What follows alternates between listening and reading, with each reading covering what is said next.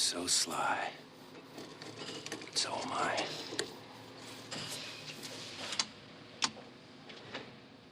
When you're making a film, it was a pretty intense experience for a whole crew of people. Sometimes there's certain turns of phrase that become infectious, and they spread like an epidemic around the crew. So every time you turn a corner, every time something happens, you have another crew member. It could be a lighting technician or a sound man. And this line you just heard was one of them, where every time we turned around, someone was saying, "You're so sly, but so am I." The end is what could be the top of an hour.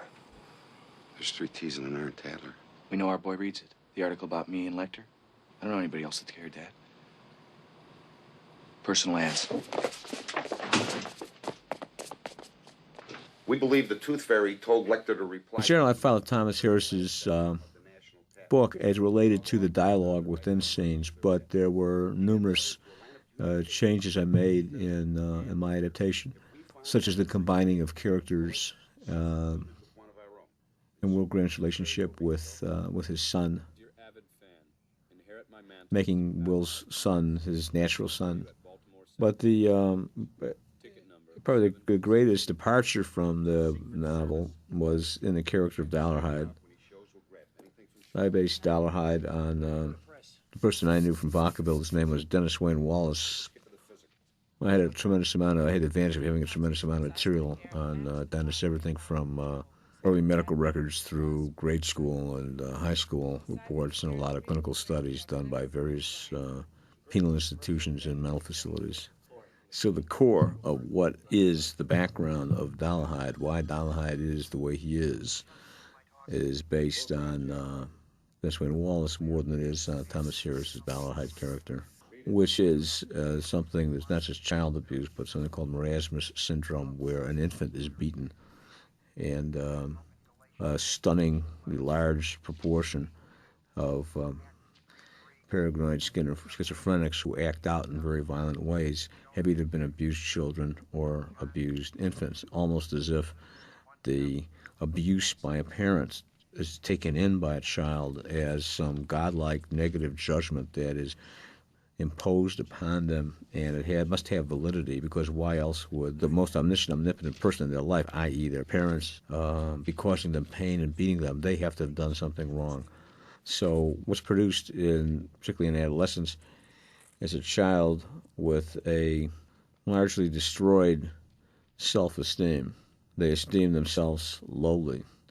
When that's coupled by a strong ego, which is telling the self to try and either rectify or change low esteem that many sources in the child's environment, i.e. the parents and now others by the time they're acting out as 11 and 12-year-olds, typically doing things like killing small animals and abusing other smaller children.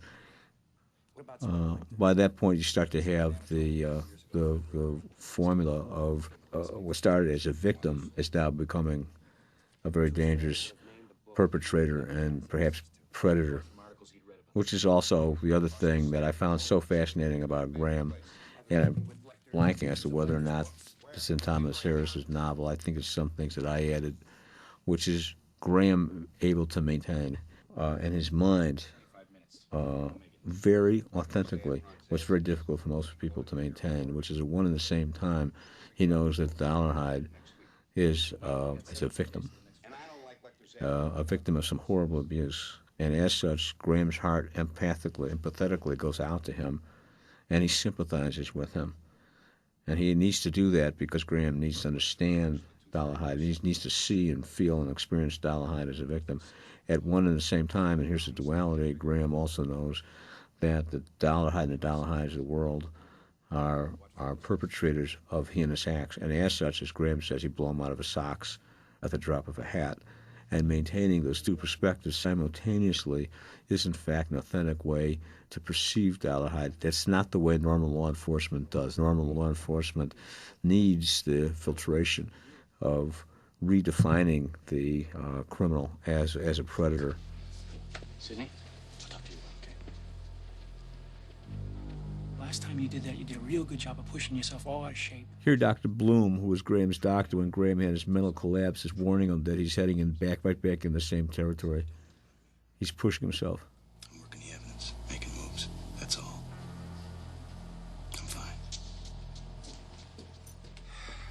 Bauman just struck out.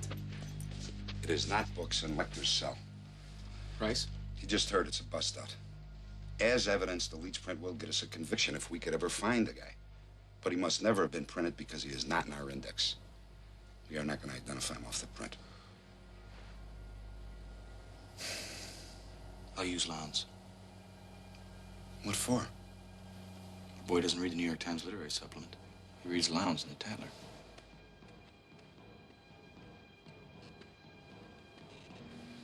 This director's cut version,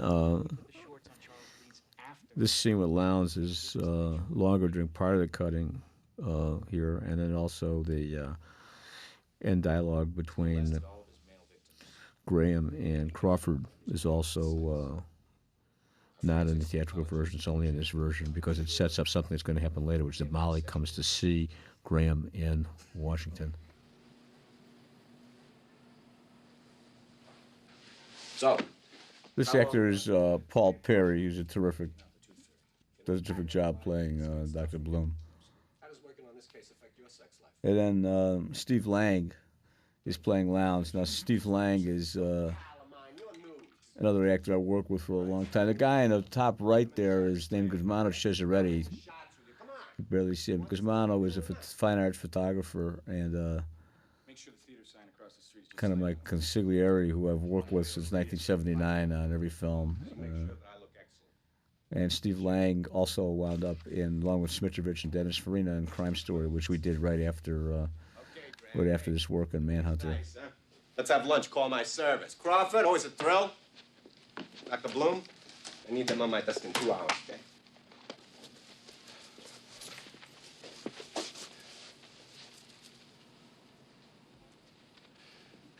Did Bowman break the code yet? No. Tools and firearms say the cutting tool used on the severed branch was a common bolt cutter. I got a call from Asian Studies at Langley. The mark you found on the tree? Yeah. It's a Chinese character considered a lucky sign in gambling. The same character appears on a mahjong piece. This scene you're about to see is new. This is in the only in this version. No. I'm having the Bureau fly Molly up tonight. Well, she said she can get away for one night. I do something wrong? No. It's just the setting, Jack. Thanks. It's just the setting, meaning that bringing Molly into this world that Graham is occupying and it's occupying Graham. From the front, pass, turn, try and take you from behind. How's your hearing? It's good. Don't wear a wire one way. We'll hear you, you won't hear us. Because one pollutes the other. This is Jim Zubiana on the right. Jim Zubiana is an actor and is also a extremely accomplished shooter in practical handgun shooting. Competed and won the Bianchi Cup. I hope you get one, because he's gone for the headshot 8 out of 11 times. Let's walk the route.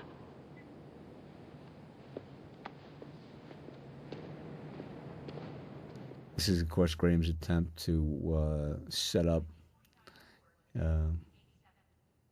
is their attempt to provoke the killer they don't know is Dollahide to attack Graham. Graham is setting himself up as bait, and into that setting, Crawford, thinking has done a good thing. He's brought Molly, and this scene we're about to see is also not in the. This is new to this version of the picture.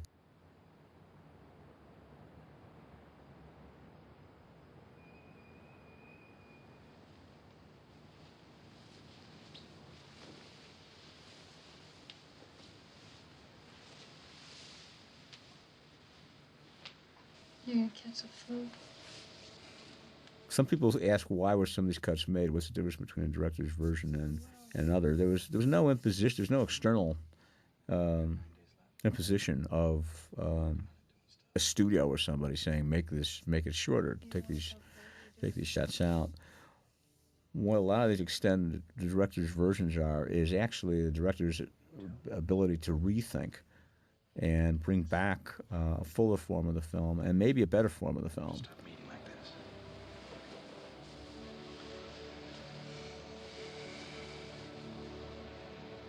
Remember the first time we met?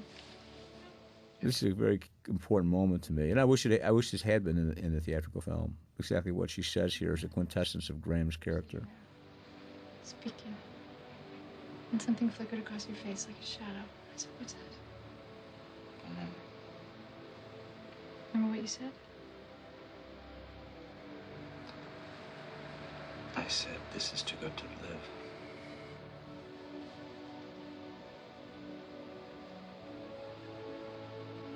Time is luck, Will. I know the value of every single day.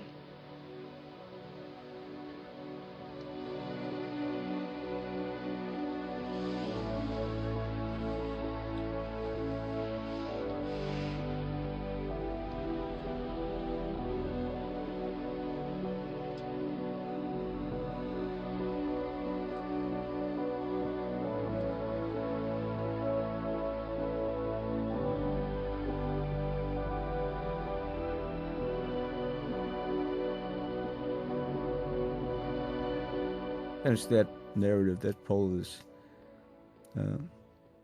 picture, the dialectic, which is what kind of interested me in this whole subject from the very beginning, that's represented by the scene, which is also not from the novel, between Will and Molly, which is that pole of the struggle to preserve life, not in some sentimental or idealized version, but just as common, normal human experience, which means human existence, which always has a sad ending. We die, but living, being together, making mistakes, being flawed, correcting ourselves, growing older, becoming infirm, and dying. Existence seen as that normal biological process of life. The preservation of that is what I was hoping Molly was talking about and communicating.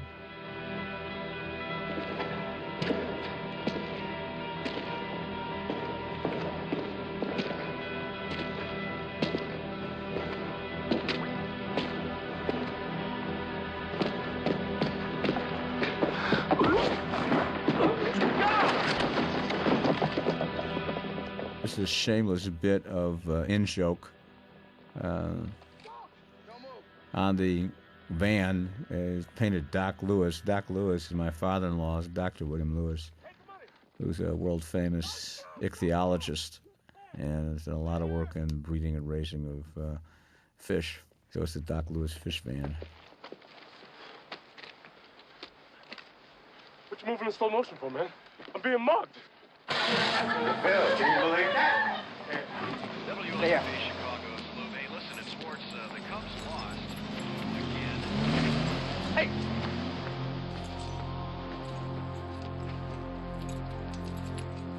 So the girls kind of laugh at the situation, the bad situation, or the bad situation, anti-comedy of the previous scene. And it's then revealed that instead of going after Graham as bait, instead Dollarhide decided he'd go after Lowndes.